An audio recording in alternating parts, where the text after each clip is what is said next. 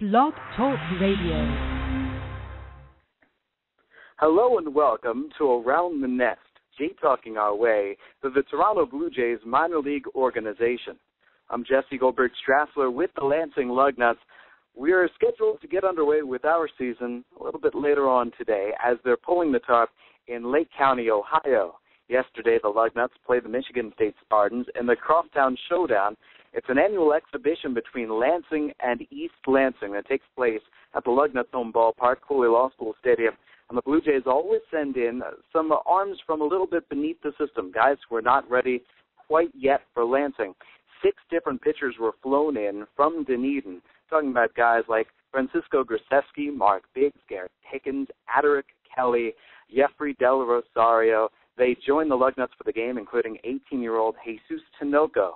And so the Lugnuts, they defeated Michigan State in that exhibition yesterday 3-2. Meanwhile, other guys were in action in the system yesterday, and let's bring on Tyler Murray, the voice of the Dunedin Blue Jays. Tyler, welcome to your 2014 season. How did the DJ season start yesterday? Quite well, Jesse. Well, first of all, it's very good to be back. Thanks again for organizing Around the Nest and bringing minor league baseball to the Blue Jay faithful.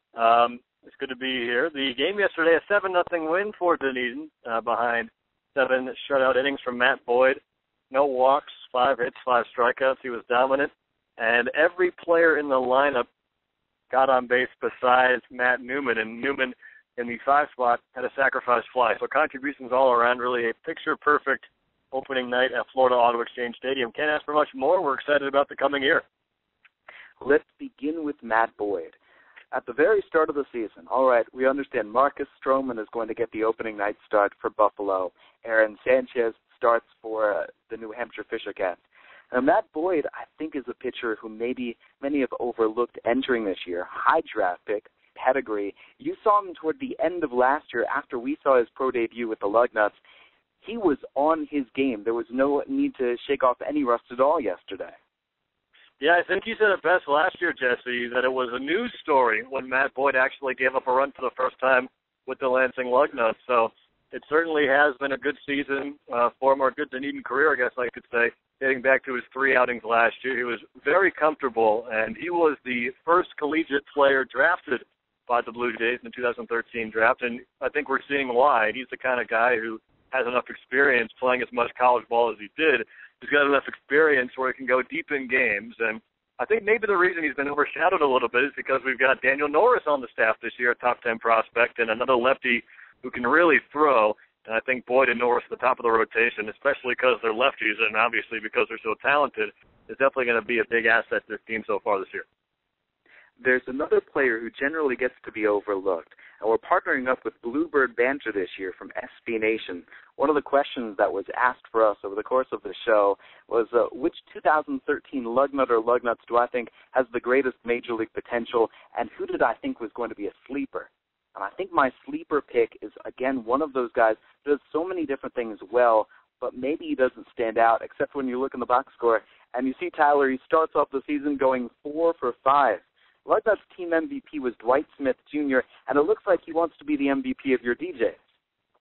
Absolutely. 4 for 5 yesterday for Dwight Smith, and the only time he was retired, he almost beat out a ground ball to second base. He looked solid in the field, and for a team last year that had John Birdie, the league leader in runs scored and stolen bases, it's definitely a big hole to fill at the top of the order, but a wonderful job so far from Dwight Smith Jr., a good attitude guy who works hard, and we're definitely excited to have him. And the only stolen base the Blue Jays had yesterday was from your old friend Gustavo Pierre, and we're excited to see what he can do this season. But with Smith and Pompey at the top of the order, and then you got Hobson, Connect, Newman, those last 3 guys I mentioned all had pretty much full season experience with Dunedin last year. You're talking about a very well-rounded lineup, and I don't think it's any surprise that they were able to put up 7 runs last night.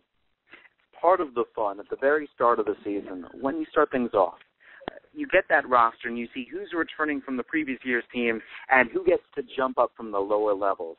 Let's talk first about your returners from last year's DJs. Who do you expect to really have a good year and maybe earn themselves an early season promotion? Yeah, I think right now you have to look at Casey Hobson. He had 2 hits yesterday, including a double, a team-high 3 RBIs, well deserving of the start in the 3 slot in the opening night lineup. Will be hitting third again today and playing first base as we head 10 minutes down the road to Clearwater.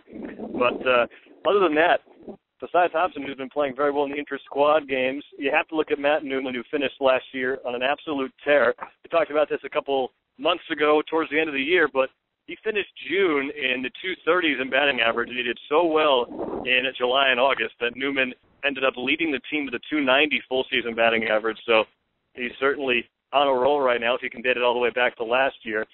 And on the mound, especially in the back of the bullpen, we're definitely happy to have Danny Barnes back, who set the single-season saves record 2 years ago. He missed most of last year with injuries, but him and Eric Sekula really should be a good 1-2 punch at the back of the bullpen, not to mention Blake McFarland, who closed out the game last night. It's fascinating to me. You mentioned that you're going 3 minutes down the road to Clearwater. You open up at home against the Threshers. Then tomorrow, Clearwater comes back to you. And then on Sunday, you go right back to them. It's a home and home and home and home, 4-game, 2 home, 2 away, just alternating sort of series. And I guess your vicinity, your proximity with Clearwater allows that to happen. That's right. It's a little bit goofy. There's really no chance to get settled in for anybody. But like you said, the proximity that we have to Bright House Field makes things possible. And it's funny. We take batting practice at our own ballpark and then drive over there. They take batting practice at their ballpark and drive to our place. So it's definitely a unique experience. But, hey, on the bright side, we got fireworks tonight, and we did last night as well, so it should be a good time. Your team to arrive at the ballpark? They aren't here yet, but I'm guessing within the next 20 minutes. Or at 5 o'clock. They usually get here an hour before first pitch so they can have a snack, get acquainted with the clubhouse, and do some long toss on the field. But really, it's drive over and let's get ready to play. How is travel in general in the Florida State League? I think it's one of the easier travel leagues to deal with. It's the only league I've actually worked in so far, Jesse, as you know. But I think our longest bus trip is about 4.5 hours. That'd be down to either Palm Beach or Jupiter with the Hammerheads and Cardinals. And that's really not that bad at all. Toronto takes good care of us, too. Oftentimes they give us 2 buses, so naps are definitely a possibility on the road trips. I know you're jealous just hearing about it, but it's not bad at all. A question for you from Bluebird Banter. Someone sent in. In fact, Mr. 10 a.m. sent it in, wondering where do players stay during spring training? And I figured you were the right person to answer this because the Blue Jays have spring training in Dunedin, and then as the season opens, there's where the Class A advanced team plays. So where do the players stay? Well, the players, where do they stay is the question? Yes, where do they live? Oh, well, sometimes they shack up at Innisbrook, one of the PGA Tour stops, the golf course, 20 minutes north.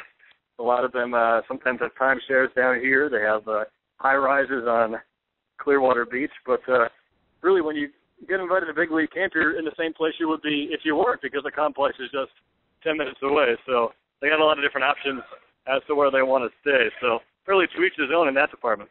Exception would be, I don't know if you saw John Lott's story about this in the National Post, but Daniel Norris and his wonderful van. Oh, yes. That's been highly documented. You know Daniel Norris is in the parking lot or in the building when you see that car out in the parking lot. It's, I guess the way to put it is a hippie van back from the 60s, and the way it's set up, it definitely looks like you could live in there. Maybe not necessarily comfortably, but it definitely... Thank you. It definitely stands out. It definitely stands out in the parking lot. So Norris is definitely an easygoing guy, and he can still bring it on the mound when he pitches. So he's definitely a unique player. We're speaking with Tyler Murray right now on Around the Nest.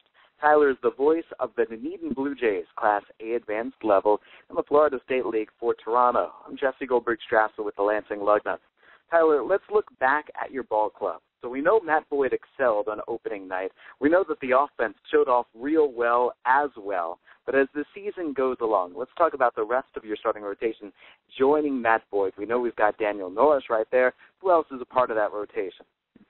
Well, the man who won the opening night start last year, Jesse Hernandez, is going to play a big role in this rotation. Ben White figures to be a part of the rotation as well. You mentioned Norris. Taylor Cole is going to go today. We're excited about that. And I'm sure you know he seemed to steadily improve as the year went on last year. 3.25 ERA in August with the Lugnuts, and he pitched just once for us last season with the DJs, and it came against the eventual champion, Daytona Cubs, he only allowed 1 run in 5 pretty impressive innings. So we're definitely looking forward to see what Taylor can do on the mound tonight. And really, if he can fill that 2 slot, the rotation is going to come together quite well. Taylor Cole in 2011, in his pro debut, had a 5.88 ERA in Vancouver. And then he returned to Vancouver in 2012, and he figured out the league with a 0.81 ERA, and only 6 runs allowed all year in 66 1/3 innings. So he might be the sort of guy who, once he gets his feet beneath him, then he makes those adjustments, and then pitching comes easy for him. Oh, yeah, there's a reason he's been drafted by 3 different teams, or at least teams have tried to draft him at several different points in his career. And it sounded like he was ready to give pro ball a try when the Blue Jays came calling a couple of years ago. Definitely a guy with a solid attitude. And I think the advantage that the advanced A level has is there's not too much very, very raw talent. At this point, thanks to the coaching staff in Lansing, the Gulf Coast, and Bluefield, and Vancouver, of course, we get a lot of veteran guys in terms of how long they've been playing affiliated ball, and they know how to pitch, they know how to get outs, and even if they don't have 98-mile-an-hour fastballs, they can hit their spots, and that's been the recipe for success in the Blue Jays pitching staff under Daryl Knowles these last 8 or 9 years. Let's talk about that, those adjustments that a player has to make in order to earn that trip up to AA. In Lansing, I've seen the pitchers, and for the pitchers concerned, what they have to do is hit their spots. Easier said than done. It's all about command, especially fastball command at a Class A level. And for hitters, if they can hit mistakes, if they can barrel things up, not get too pull happy, and show up pitch recognition, then maybe they punch their ticket up to Dunedin. So what does a DJ have to do to show that he's ready to make his way up to AA? Well, the one guy I think we all knew was going to head up at the halfway point last year was Andy Burns, and he's a guy who just had it all. And it was the consistency, I think, that most stood out to everybody, how he never had a poor plate appearance. He rarely made errors. His arm was consistent at all times. And obviously, at one point in their careers, everybody in this organization has done tremendous at some level or another, but it's just a matter of doing it consistently. So once the organization sees that you're able to handle Florida State League talent on a regular basis, then it's time to give you a shot in AA. In terms of pitching, we know how talented this organization is at the lower levels, and I'll give you the Aaron Sanchez example. It might just be a matter of staying healthy. If Sanchez was able to consistently get out there, if not missing that 1 month with a minor shoulder arm issue, he would have been in AA at the midway point of the season, I think. But, again, because of that month-long visit to the disabled list, that kind of changed plans a bit. So you got to stay consistent, and you got to stay on the field. With regard to the players whom you haven't seen before, it would seem a very dishonest question to ask and an unfair question to say, all right, let's preview those players. What do you know? You haven't seen them before, but you can be excited about who you've heard is joining the ball club. And so you're 1 game in. There isn't much chance to see anyone, but when you received your opening day roster, who were you excited to see whom you hadn't seen before? I'm excited for I don't want to call it competition, but the platoon, I suppose I'll say, at catcher. Derek Chung, one of the most talented backstops in the league last year, 2nd place in terms of throwing guys out behind home plate, behind only Gary Sanchez of the Tampa Yankees, who is their top prospect. So big honor there for Chung, and he hit in the 280s last year as a catcher, which is very impressive. But the man he'll be sharing the position with, Mike Reeves, hot off a great season in Vancouver and a native of Peterborough, Ontario, that's going to be very interesting to watch. It'll be Reeves' first start today behind home plate, and all we've heard from anyone we've asked about Reeves is that he's a great kid, and we can attest to that, and he works hard, and he's got a ton of talent. So you look at Derek Chung, maybe already one of the better catchers in the FSL, a proven catcher, and then you add Mike Reeves, a guy who could prove to be an even bigger asset potentially in the future. That should be a lot of fun to watch. We're speaking with Tyler Murray. He's the voice of the people. Tyler is the voice of the Dunedin Blue Jays. In addition to that, the DJ is the Class A advanced affiliate of the Toronto Blue Jays. You know, Tyler, I'm going to just keep on going right back to the well. You can find the voice of the people is the best thing I've ever been called, and maybe the most inaccurate, but I'll take it. I certainly will. I can call you L. Tyler Murray if that sounds good too, and then it sounds like it's the Hispanic notary, your lordship sort of title. Whatever you want, Jesse. You're the boss. Well, Tyler's the voice in Dunedin. Tyler, we're about to get things all set up to go in Lansing as well. I know you'll be joined this year by Al Hernandez. I'll be joined by Trey Wilson. A little bit later on the show, we expect to have Tom Gauthier with the AA New Hampshire Fisher Cats, as well as Ben Wagner with the AAA Buffalo Bison. But Tyler, what were you wondering about with Lansing this season? Well, obviously, the roster has to excite any Lansing fan and, of course, any Blue Jays prospect fan. I think you've probably gone over it already, and if not, you're going to do it soon. But just the names on that list, Matt Dean, Mitch Nade, DJ Davis, and I'll let you tell the rest. Selfishly, I'm excited about the second half. I'm rooting those guys on so we can see a little bit of them, but obviously it's hard to overlook the talent we have on this roster right now. So I think the Blue Jays in 8-ball, us and you, Lansing and Dunedin, we were in good shape right now as long as the pitching can continue to be as good as it's been over the last couple of years. So I guess for you, Jesse, I'll ask, who are you most excited to see out there? Because there's a big-time talent pool you'll have to choose from this season. I want to see DJ Davis's speed and his power. He's in center field for the Lansing Lugnuts. I would love to see Mitch Nade's bat, and I'm intrigued to see if Matt Dean can carry over his performance from last year when he won the Appalachian League batting title. And I'm also interested to see all of these young pitchers that the Lugnuts have. Tonight, scheduled for opening day, the lefty Jairo Laporte is going to get the start. Big 6'4", 20-year-old out of the Dominican. And he'll be piggybacked by Alberto Tirado, who's only 19, stands 6 feet tall, fancies himself after Pedro Martinez, and his stuff is electric. So we got Laporte and Tirado tonight. When the Lugnuts had the piggybackers 2 years ago, Aaron Sanchez and Justin Nicolino were known as Sancholino, and Noah Syndergaard and Anthony Stefani were Cinderfani. So I don't know if we're going to come up with the name Laborado or whatever it's going to be. Meanwhile, the other tandem, they get the start tomorrow. Chase DeYoung is an aggressive right-hander out of California. Chase joined by Adonis Cardona, who's a name I think that folks, if you've been reading about the Blue Jay system, you've heard about him for a little while now, and now he makes his way up to the Midwest League. Cardona throws very, very hard, and he and DeYoung are both just 20 years old. And then the rest of the rotation, Kendall Graveman got pushed down to Lansing because of a numbers game.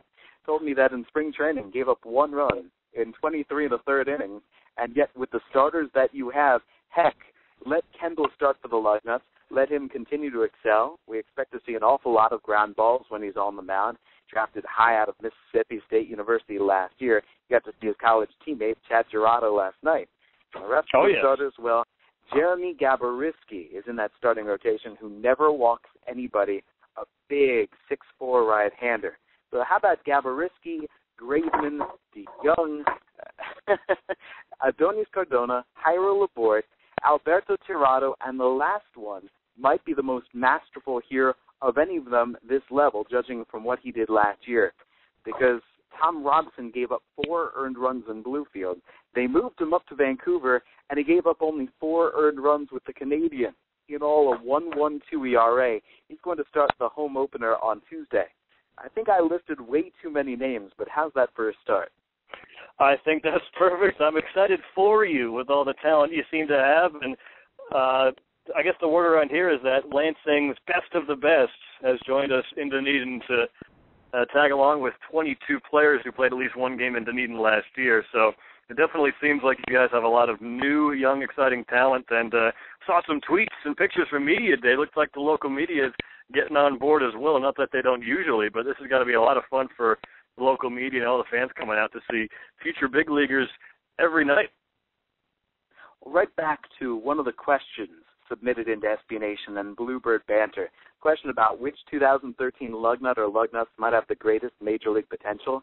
I think Daniel Norris or Roberto Osuna take the cake. You get to see Danny Norris. You get to see what you think. Osuna is suddenly an ace up the sleeve of the Blue Jays, because if these kids excel here, I think people might forget about him. How Norris, Aaron Sanchez is already stealing headlines in New Hampshire. Marcus Stroman is the headliner of Buffalo. Osuna should come back from Tommy John surgery later on this year, deeper into the summer. Tyler, when you get a chance to see him, he has 4 pitches. His changeup is polished. He has a slider and a curve. He devotes himself to videotape in order to try to make himself better. He's so young. He was the youngest pitcher in the league last year with the Lugnuts, And if he joined this Lugnuts team today, he would still be the youngest pitcher on the roster. So Osuna is waiting in the wings. Hopefully his rehab goes very well. When he gets out to the mound, he's able to shake off his rust as quickly as he's able.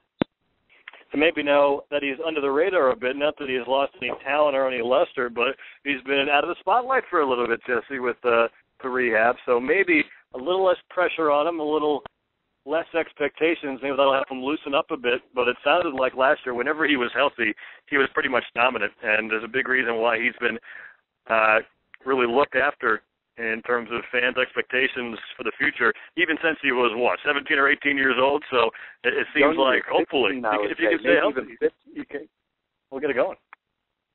Yes. Well, I have a special interview to play because you were mentioning Matt Dean, and I'd rather Matt Dean tell you about himself. So here was me and Matt speaking yesterday, right before the Lugnuts exhibition against Michigan State. This is Jesse Goldberg-Strassler, joined by the Lansing Lugnuts' Matt Dean.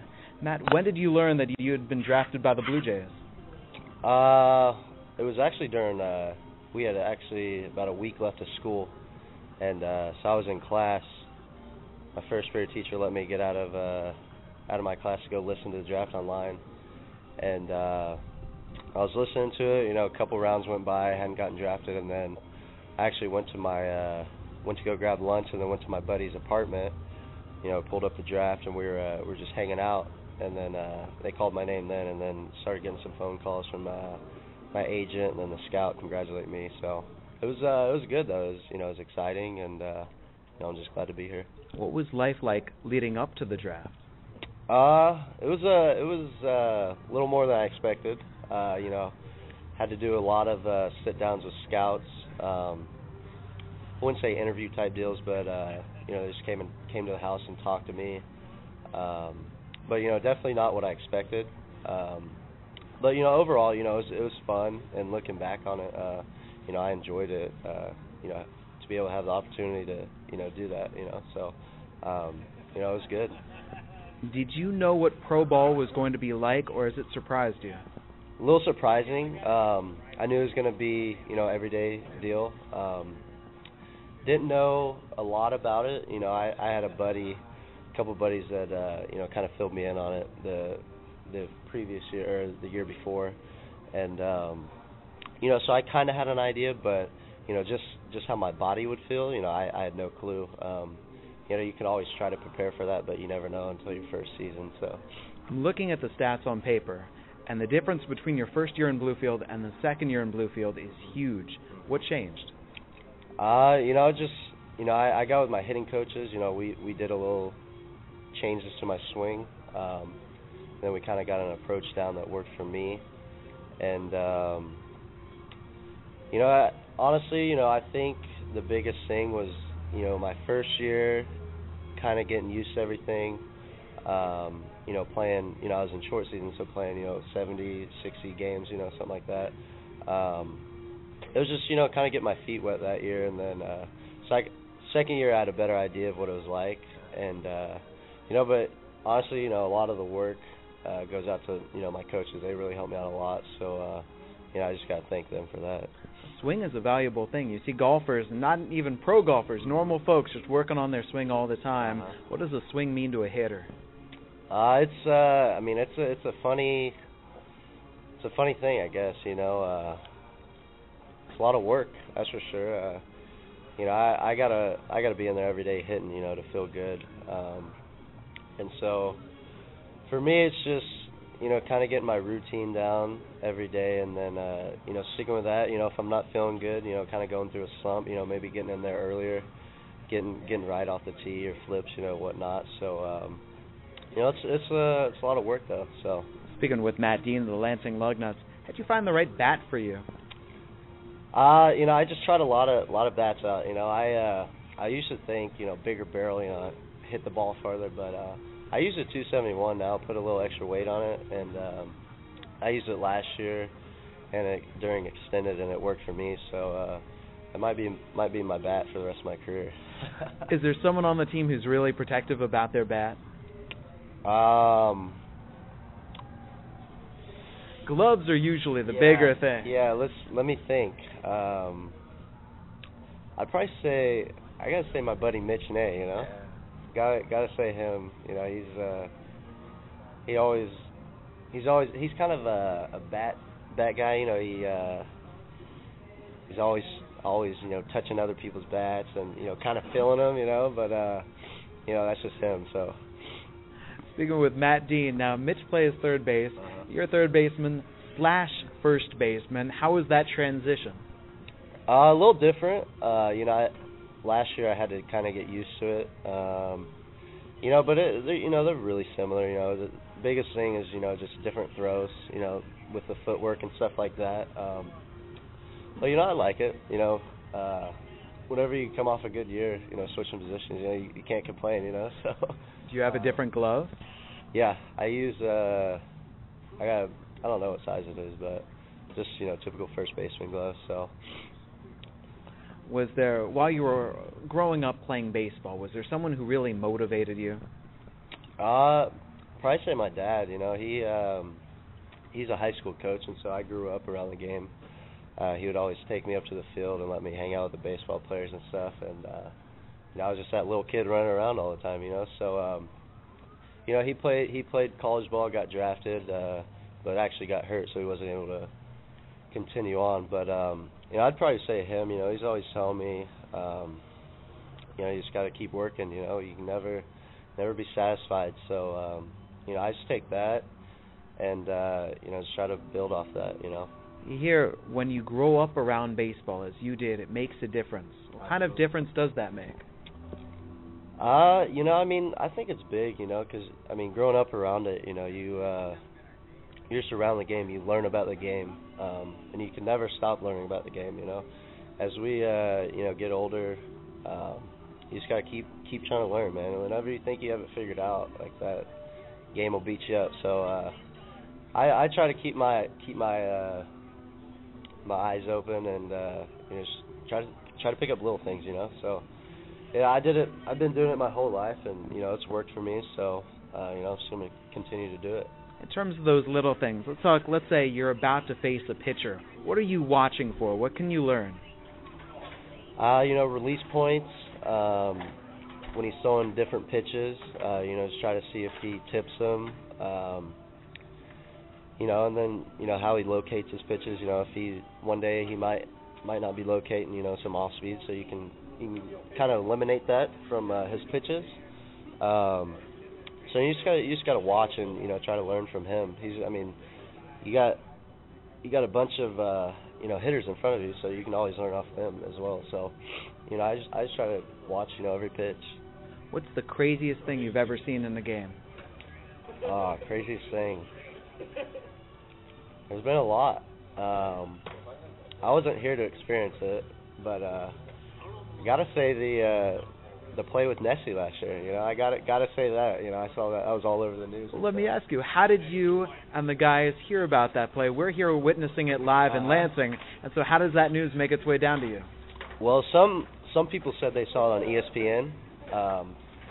I don't think I saw it on ESPN. I think someone was just we were hanging out in the locker room. Someone was like, "Yo, check this out," you know, and so I thought that was pretty funny that you know that it was our own affiliate, you know, so and we knew everybody there, you know, so I just thought that was, you know, kind of funny.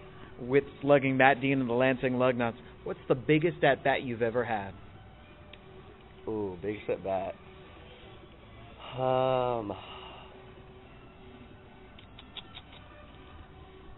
Let's see. I'm trying to think. Probably. I mean, we played playoffs last year for Bluefield. I'd probably say, you know, just some of those at bats. Can't think of any, you know, off the top of my head right now. Are those the biggest games you've ever played in? No, I'd probably say, well, professionally, obviously, but you know, high school and stuff. You know, kind of played in, you know, some championship games here or there. So I'd probably, you know, just say some of those. With all the players that you played with and against in high school, who stands out? Who are the most talented? There's not just one, man. You know, there's a lot of guys that, you know, you can tell that are God gifted. But then there's a lot of guys, they just work their tail off. And, I like those guys a lot better because, it's hard, man. Like, this is it's a tough game, and, you'll be able to tell the guys that work and then the guys that don't work, because they'll be out of the game, real quick. So I'd probably say just all those guys that, work hard. So something else I know that you'd like better, a little bit of warmer weather. How does playing in the cold affect you? Well, I kind of think of it as mind over matter. I try. Everybody knows it's cold. The other team's cold as well. So I just try to stay moving. Try to keep my blood going, and just try not to accept that it's cold. Because I think once you accept it, you're gonna be cold. So just try to accept it, and you're good. And finally, if not baseball, what would you be doing? Ooh, probably play a little football in high school. So I'd probably go to college and try to walk. What position? I played 3 different ones in a course of years. Quarterback, safety, and receiver. So, maybe one of those positions. Played baseball, so maybe QB in college. So it'd be fun. But obviously, would like to do this as long as I can. So. Matt Dean of the Lansing Lugnuts. Matt, thank you very much for your time. Thank you. Appreciate it. So that was Matt Dean on Around the Nest. I'm Jesse Goldberg-Strassler, and now I'll bring in, as we jump all the way up to AAA, the voice of the Buffalo Bisons is the esteemed Ben Wagner. Ben, how are you today? I'm feeling good, and I feel like I would have a great relationship with Matt Dean in our passion for warm, hot weather. And being from Buffalo, in Oklahoma, he's from Dallas, and you got rained out today. Yeah, we got rained out, and warm weather just hasn't been around since September in western New York. So hearing Matt Dean talk about his passion of warm weather, it just gets me back in the mood to finally be outside and see if somebody around these parts could at least work up a lather with some sort of outdoor activity. That's something that we're longing for here. But Jesse, opening day was great in Buffalo. The crowd was great. It was the largest in all of AAA baseball and in minors, period. So, we can hang our hat on that. And in not only Southern Ontario, but also Western New York came through. And we had sunshine in the morning, temperatures in the 40s, almost flirted with 50. But the rain that came today kind of pushed us back. And, of course, as it always does, jumbles the rotation. And it makes things interesting going into the series now. We just trade spots with Rochester. Instead of hosting them, we'll go to Rochester. I know a lot of folks love walk-off wins. Walk-off wins is wonderful. They're dramatic and exciting, and it gets everyone on their feet. But every now and then you need a win just like the one you treated those 11,000-plus fans to, where you jump on the other team early and you cruise all the way through. 4 first-inning runs to support Marcus Stroman. The relief crew was fine. Dan Johnson drew 4 walks. Anthony Goetz, Chris Getz, Matt Tuiasosopo, all multi-hit games. That's a pretty good way to draw up an opening day. It was a fantastic start. Not only 4 first-inning runs as Buffalo gets to the plate, gets 9 men to the plate doing it the same way, but also all of those 4 runs were produced with 2 outs. So after 2 outs were on the board, the rally started, 4-0, Buffalo advantage, and it was pretty much in cruise control, not only behind Marcus Stroman, but also the fact Liam Hendricks got 2 innings worth of tune-up for his next scheduled start on Monday. And then the bullpen, while John Stilson wasn't as sharp as what we had seen him, Neil Wagner was every bit as dominant as what AAA had seen him last year when he went 16 for 16 in save opportunities, and then took it right to the big leagues and was just outstanding in Toronto as well. So 17 pitches for Wags, 12 of them in the strike zone, including a 3-pitch strikeout looking. It was a great way to cap off 2014's opener. Earlier on the show, speaking with Tyler Murray, speaking about how he gets that great mix of the returning players whom he loves, plus the up-and-coming players who are going to add excitement. You get that same mix. You get Munenori Kawasaki. You get Neil Wagner. You get Kevin Pillar, Anthony Goetz, plus Marcus Stroman joins the team. It seems like your face might have lit up when you see your opening day roster. It did, and in terms of excitement, maybe 2 years ago we had the most excitement from a Buffalo perspective with Matt Harvey and Jeurys Familia arriving, and then also Henry Mejia. So the depth of a starting standpoint may be found this year for Bison and Blue Jay fans in Buffalo, and it's a lights-out rotation. And you add a 6-year free agent like Liam Hendriks, who may not be a returner. It's somebody that you're excited about because he had been so good the last couple of years at AAA, coming through with Rochester, and he equaled that in just his short tune-up audition yesterday afternoon. So, yeah, I love the balance, and I think that's good. And it's really important not only for an organization in terms of their depth, but it's also good for a AAA clubhouse because some of those guys, as you know, in the lower levels, you have a high-energy clubhouse. Everybody thinks they're going to be in the big leagues. Everybody should think that they're going to be in the big leagues. That's exactly what you want with the prospects and some of these younger guys that are ratcheting their way up the system, fighting for maybe that big league opportunity if things work out in their favor. Then, of course, you do have some of the grizzled veterans and the guys that have been through the wars, and you need them to kind of keep everything on an even keel, whether it's the walk-off wins, which everybody celebrates, but you also have to have those steady mindsets and the guys that have now endeared themselves maybe to a younger player here or there and then teach them how to go through some of the adversity of getting ramped up for maybe if you're going to get this start, like today, for example, with the rain out, and then how to get their energy back up for the next day after you had spent 3, maybe 4 hours at the ballpark in your in-game preparation. Ricky Romero is a prime example today of that, a guy that's been all through the wars. I mean, up and down, not only doing it from a physical standpoint, but also on a mental standpoint. He had to get rid of some of that energy. He threw a little bit of a bullpen session in our cages underneath the ballpark while it was raining after it had been rained out, just to exert that and get the touch and feel back just because he had so much limited on-field experience since coming to Buffalo once again. But the familiar surroundings are there. So he's, a guy that knew what he wanted to do. He maybe now has to mentor Marcus Stroman about how to do that maybe the next time that it rolls around, where he's been at the ballpark for a few hours, ramped up, and then just gets the rug ripped right out from underneath his feet. What were your impressions of Marcus on opening night? Loved him. Not only the line, and maybe he used too many pitches, and he alluded to the fact that he walked a leadoff man, which he was really frustrated about even the day after, today, the day after his start. What we saw was complete composure on the mound. Also the fact that his natural stuff was just as great as had been advertised and what it looked watching his starts on television through spring training. And it translated early with a couple of quick strikeouts, the first 2 batters of the ball game he fanned, and then got a little adversity too in the second inning in which he worked around and allowed his only runs. There was an error. There was a bleeder that got through. That set up maybe a potential rally, left runners on the corners. So things that could have derailed the 4-inning outing against Marcus, he never lost his composure. He's dominant. He's as smooth as anybody that I've come across when it comes to dealing with the media.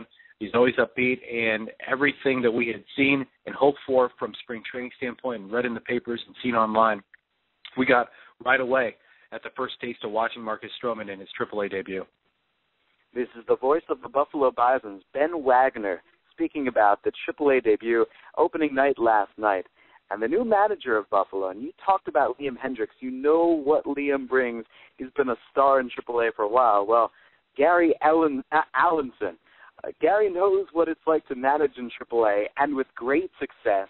He is your new skipper. Richie Hebner is your new hitting coach. Randy St. Clair is your new pitching coach. Tell me about the new coaching staff. Well, so far it's been, I think, maybe the toughest challenge for us in Buffalo is to get to know the staff because you know the majority of the clubhouse already. Now you're just trying to feel out some of the guys that you may have been coming across for the first time. Richie Hebner was in the Philly system when I was in Lakewood. Randy St. Clair, who we had some connection with, and talking with Wally Backman because they were together in Las Vegas last year, but I had not run across in a personal setting. And then Gary Allenson, who I'd known in Norfolk. when he was managing then the AAA affiliate of Baltimore. So you have these comes across, and you only get to really know like a guy like GA for only 8 days in an entire year. So, you're trying to figure out, what works well, and they're trying to get their bearings too and figure out where the markers and how in the world they're going to make a copy if they need something. So the first couple of days were very hectic, but from what I know and remember of Gary and now what I've got to experience over the last 48 hours, once we get into kind of that in-game routine, he's a guy that loves to talk baseball. He loves to talk strategy, and he loves to talk about scenarios. And we have got a very established and veteran coaching staff here in Bison Land, and I think that's going to really resonate well. If guys need to work, they're going to work. If guys want to need to take some downtime, I think that all these guys understand that because they're former players.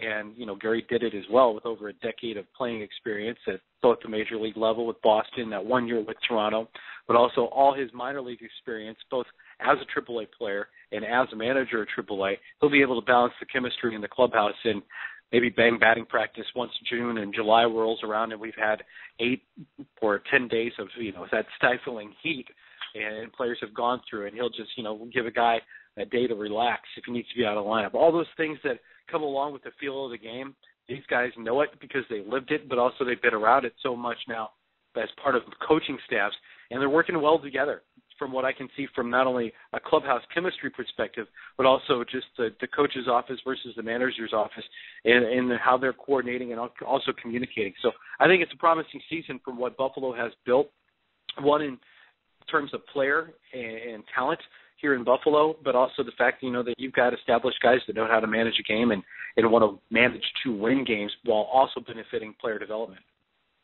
You had mentioned that Gary Allenson has that mind for baseball strategy and loves to talk it. Is there a specific style of baseball that wins in the International League? We understand in the National League, the style stereotypically is you grind out your offense, you scrap things out. Whether you have to scratch out a run or two, it's worth it. You lay down the bunt, whereas in the American League, stereotypically, you bash your way to multi-run innings. What wins in the IL? Well, generally speaking, and I've lived both angles here because in AAA, if you play National League versus National League, the pitcher will bat. If it's an American League affiliate, obviously like Buffalo is now, you're always going to have a DH regardless of the venue and where you play. So in the International League, you've got ballparks that will play in terms of their fairness better than the Pacific Coast League, where you have some just incredible offensive outbursts one night. If you get a windy night in Las Vegas or a dry air situation on a warm night in Colorado Springs and the ball just starts to fly, rarely will you find that 22-18 slugfest in the International League. Now, you may find a lopsided affair in Columbus if one team gets hot at the plate and starts to really tee off, because that is the only bandbox that the International League has in terms of its 14 teams. So it's interesting depending on how the given night rolls out. But usually it comes down to a couple of strategic positions or moves within a game. But also, if you can get a 3-run pop somewhere in there as well, that sets up the team for offense in terms of victory on a much better path than maybe hoping for 6 or 7 innings of shutout baseball from your ace on a given night. So it's an interesting style, but I will say this, I think it's more of a competitive standpoint. I think it's better balanced than what you have in some of the other leagues. So I like the International League in the style of play, and I think Gary also appreciates within the different dynamics of his team on how he's going to make that out. I think the Bisons this year will have to scratch for a little bit of run support versus what they had last year, only because they don't have so much offensive power. Is not the right word to use, because we do have guys like Dan Johnson and Andy LaRoche who should get you a dozen home runs a year, yes, and also Matsuya Sissoko. Those guys do have some pop power. But I think this is a team that is going to be designed off of driving and runs with line drives. And I think that'll be the Bison's benefit, and ultimately Gary and how he manages the games. Right back at the top, we mentioned simply the weather, starting with Matt Dean in his interview talking about how he preferred the heat, and you immediately concurred. That is something that is a factor in the International League, the start of the season right now, and toward the end of the season it becomes a factor once again. How does the cold or the wet conditions, let's say in upstate New York, how does that affect the baseball? It doesn't really affect the baseball too much, other than, you may have an opportunity, if it's cold and windy from a Buffalo perspective, to keep the ball in the yard, and pitchers may get away with some mistakes early on. Now, individual players may not like participating in weather that's 40 and 45 degrees early on in the season, but by at least from a daytime perspective ball game in Buffalo, Syracuse, and Rochester, which are the northernmost three teams in the league, you will have some windy days, but also some chill just because of where the cities are located. You've got two mammoth lakes in Ontario and Erie that usually are iced up, and when the wind comes across them, they bring up that cold air and it blows downtown.